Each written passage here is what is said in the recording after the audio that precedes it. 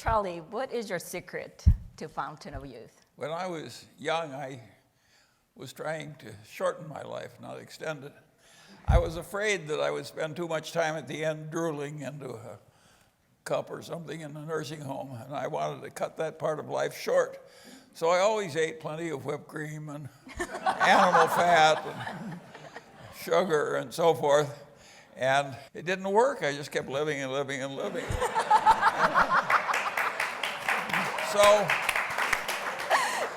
So finally I started to think a little bit about it, and a friend of mine took over Harvard for a long session to celebrate a birthday. And there was a famous medical school professor from Harvard there. And I said, you know, he says, in my golf foursome, 2 of us outlived everybody else. And we both grew 8 inches in the first year of college. Is there any correlation between late puberty and long life? And the great man from Harvard, who was Atul Gawande, said, I don't know. And I went back to Los Angeles, and the next week came a big stack of research. And sure enough, in both men and women, the later the puberty, the longer the life expectancy. And I was terribly pleased with myself to have this new knowledge. And I went out the first night and met some lovely young woman of about 60. And I just brimming with this new knowledge. And I said, do you realize that there's this enormous correlation between long life and late puberty? And she looked at me and said, Charlie Munger, you son of a bitch, why did you have to tell me this? I started menstruating when I was 10 years old.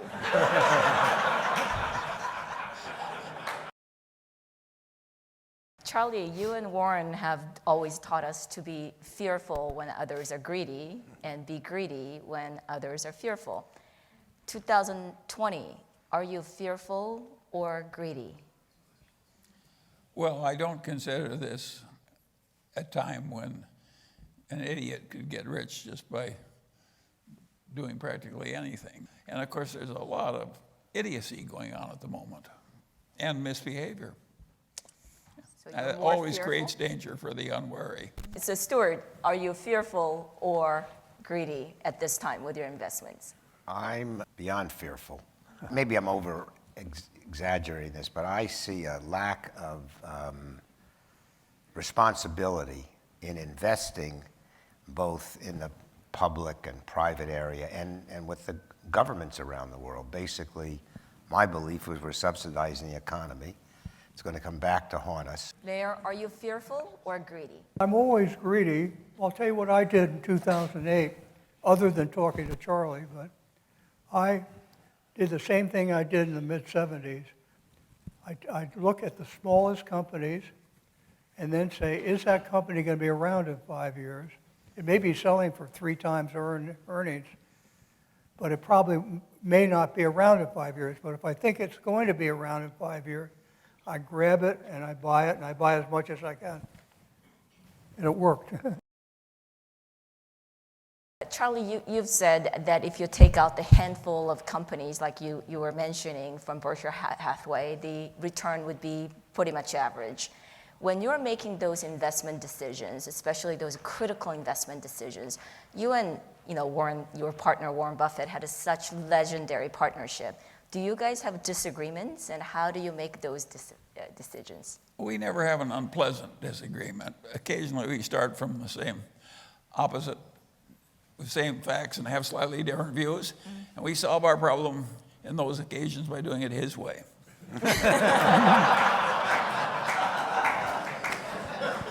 And some people say to me, how can you be so overbearing and domineering and unpleasant as you are, Charlie, and be in a subordinate position when you're dealing with Warren? And I say, well, Warren is not a normal human being. He is worth being a little subordinate to. He is really quite able. So, Charlie, you started as a meteorologist. Well, that's what the Army made me into. The Army Air Corps. Yeah. And then you went to Harvard Law School. Yes. And then you became one of the best investors in our lifetime. And you have such a record. I think your investment firm did like a triple of what the market did for 14 years straight. How do you make those decisions, investment decisions? I have a very simple system. I call it organized uncommon sense. All I do is take conventional sense and strip the S and entity out of it. And then I have uncommon sense, because most people use conventional sense instead of uncommon sense. So my whole method of operation is just to avoid S and entity. I don't succeed 100%, but I succeed more than most. Stewart, you have you're like known to have such nose for good deals. What does a good deal smell like? No, I think I try to think about it simply. You know, I think what people do when they look at acquiring companies, they're very focused on the history. And I kind of say the history is only interesting what's going to happen in the future. So I look at futures and think, you know, can I bring some skill to it? Something special that'll make a difference. And then it's hard work. It's, you know, look, the truth is it's execution. Yeah. I mean, you can give me great execution and fair strategy, and I'll beat great strategy and fair execution every time. So I think you need a reasonable asset, but then you got to work at it. You have to have patience, and you have to, I mean, to me, it's common sense, which is unfortunately not very common. Sure. The opportunities in life are going to be rare, because that's the nature of the human condition. And that the best and wisest are only going to get a few big opportunities, and you really have to step up to the pie counter and take a big helping when you get your small share. And I've been very good at that. So what does the opportunity look like? It looks like a sure thing. Where would you invest your grandchildren's money? The very word diversification, which is taught in every business school, is the holy golden grail. I consider almost asinine. I'm only interested in investing where I have some sort of advantage. And of course, that means I can't do the conventional things. And if I have the advantage in 3 different things, that's enough for any family. 3 wonderful things with the odds in your favor. I mean, do you want egg in your beer in life? And so I think the idea you have to have a big diversified portfolio, that's fine for the ignorant people to be fully diversified. But if you actually know what you're doing, I think 3 investments are plenty. And the Mungers, if you take Berkshire and Costco and Lulu's Asian fund, that's 90% of the money. I have been blessed with some very remarkable partners, and of course that really helps. But I have a secret trick that you can all play. How do you get a marvelous partner? It's a very simple trick. And here's what you do.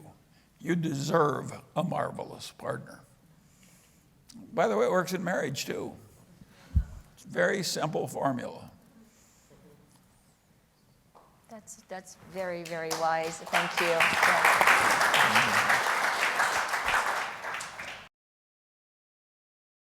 There's so much wealth disparity in this world, and what are your thoughts? And I think also a lot of our young people, our youth, are fascinated with the socialism. They're talking about, you know, universal basic income and a lot of the socialist concepts. What are your thoughts about wealth disparity of people who are very wealthy and there's still a lot of poverty in this world? And what are your thoughts about socialism? Charlie, would you like to start the conversation? Well, it's not hard for me to be against socialism. When the Chinese had the land farmed in socialism, they were starving. And finally, a bunch of starving Chinese peasants got together and said, each one of us is going to take a farm for his own self. And even if we die, we're going to do it. And so they divided up the farms with each one having his own farm. And of course, the grain production went up like 20 times in the first year. And in a world where something like that can happen, if you're a pure socialist, you're a nutcase, an absolute nutcase. And not a modest nutcase, a real nutcase. So somebody like Bernie Sanders or Elizabeth Warren, both of them very smart people and both quite admirable in some ways, but they just never quite learned what Adam Smith, just some basic facts of life they didn't learn. We can't help, if we want a productive society, we can't help but have these personal incentives to handle your own affairs. And if you do that, you get unequal wealth outcomes. So the price of plenty is that you can't have socialism. That does not mean that the rich societies of the West can't have a bigger social safety net than they do. That's a perfectly permissible way to think. In fact, I would argue that it's evil not to be in favor of a reasonable social safety net if you're an affluent nation. And I don't think it matters a lot whether the top tax rate is 38% or 42% or 26%.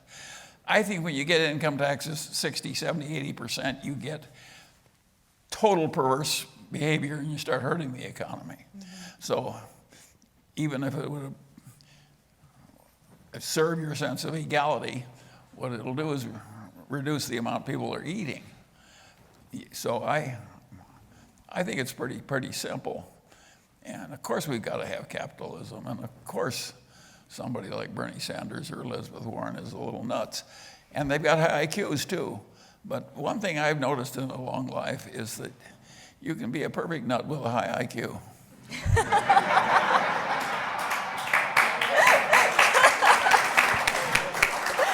That's wonderful. That's going to the quote book, Charlie. So, Mayor, what are your thoughts about argument for the wealth disparity? Eli Broad and I had an op-ed piece about a year or two ago, which said, is it a sin to be rich? And then we said... I know what Eli would say.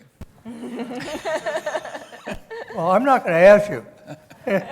But we said is, if you spend a significant part of what you make to charity and another significant part to creating jobs, and you're not putting it there to build boats or houses or what.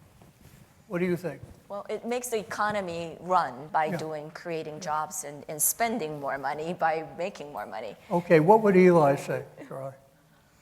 Well, I don't think Eli thinks it's sinful to be as rich as Eli.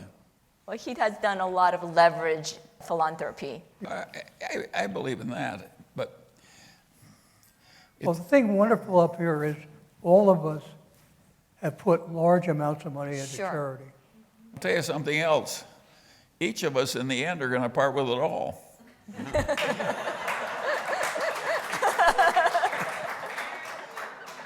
You win, Charlie. How much am I really giving away when it's all going to go away so soon anyway? They gave me some honors recently for making a gift, and I said, I waited until I was way past 90. And then I part with something that I'm soon going to lose anyway. I said, I don't think you're honoring the right person. Stewart, do you have any thoughts on the wealth disparity and the argument for the wealthy? Yeah, I again get concerned with the disparity. Mm-hmm. And I also, the joke is about why socialism doesn't work, because eventually you run out of other people's money. And I do think that we're a little more distorted than one should be. And I think how that shows is that luxury items, the differentials become so great. So certain people have way too much money. Now, I think if one reinvests it and you build a business, you create jobs, that there's some way to do a better taxation where you can have incentives for creating jobs opposed to just incentives for making money about it. So, I'm really concerned about the education system here in America. It's the #1 economy in the world, and we have a third world education and healthcare.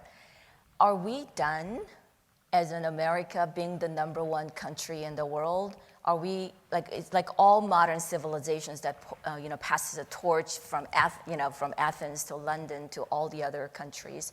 Where are we as an America, as an economic power, with very poor education and a healthcare system, or do we still have hope? Is that still the best country to bet our lives on? What are your thoughts? Well, I don't think there's anything wrong with being a great company that eventually passes the baton. That has happened to every other great company that's previously existed. Of course, this country, it's going to happen to us in due course. It's as natural as saying that everybody has to die. Great companies have to wane and other companies become great companies. That's just the way the world is. And I think that the place we've all lived and the time we've lived in has been the easiest that any group of humans ever had. So those who found it difficult, all I can say is everybody else has it worse.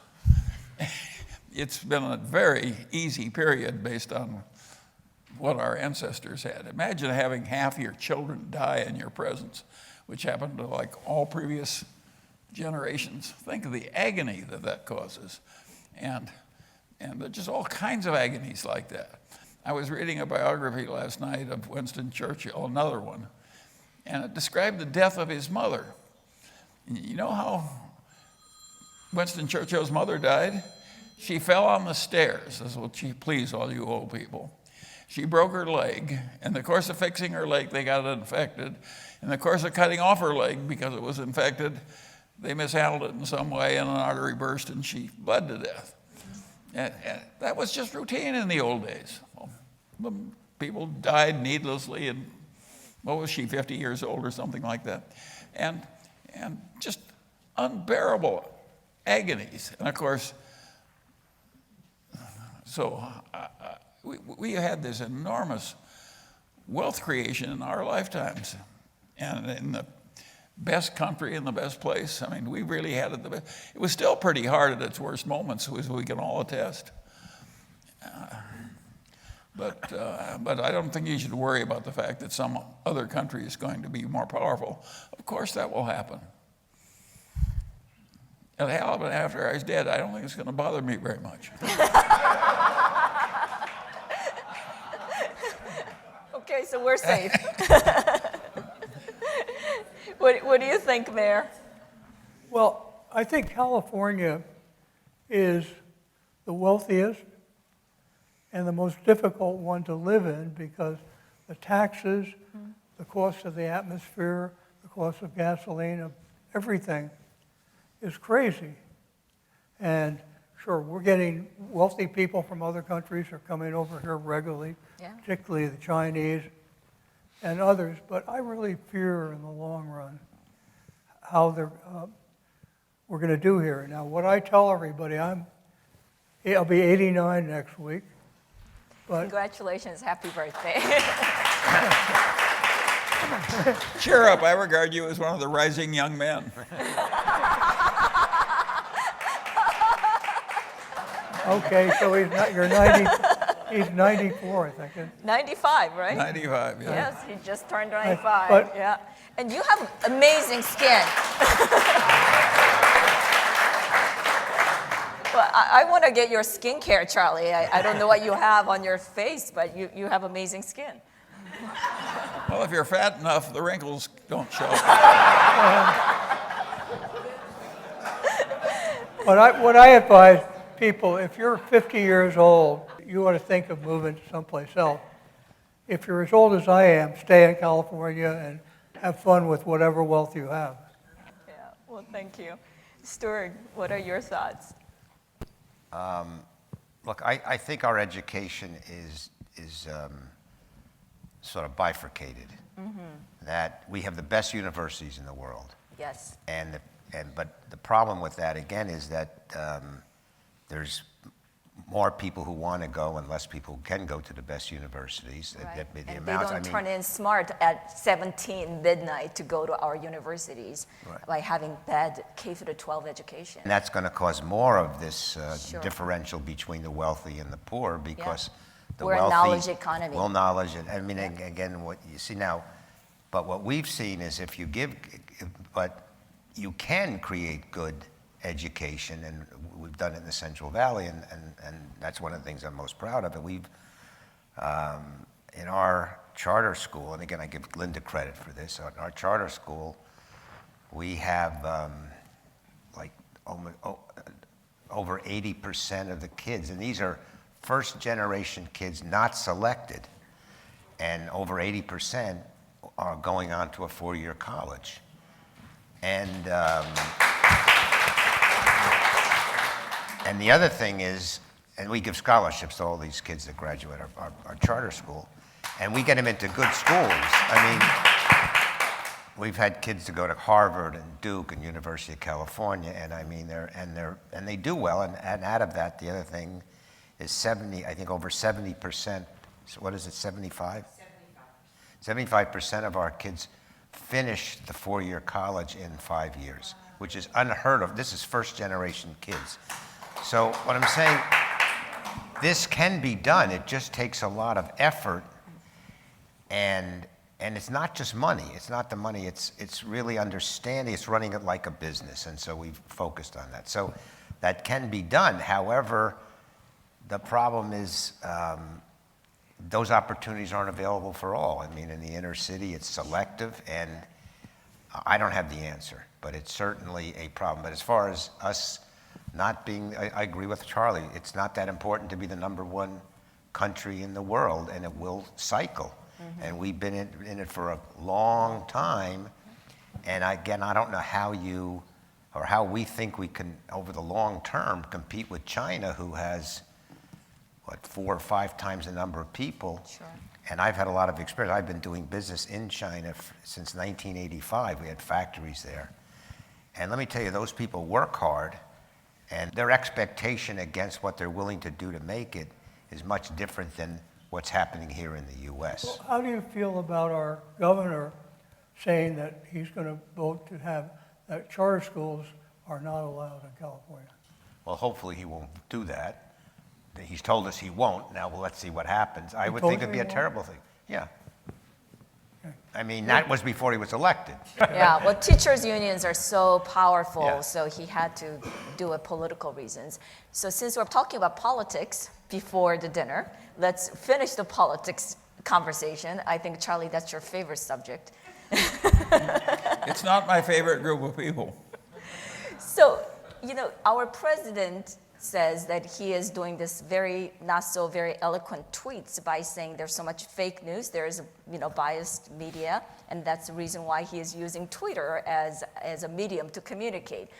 A lot of his tweets makes us a little bit cringe, but also we have so much biased in media and news out there. Where do you get your information? Where do you get your accurate, unbiased news? I don't get any accurate, unbiased news. If there's any unbiased in my news, I'm supplying it myself. No, I as a matter of fact, I've gotten so I find the ordinary news boring. So I switch from one idiot to another. And since we have one on each side of every issue, it's more interesting, and I'm old, and I like the blood to stir a little, and so I never go near the ordinary news. I go where these biased people are talking. But I listen to all of them. They're colorful. Sure. So it's research when you listen to all of them. Yes, and they're witty in kind of a nasty way.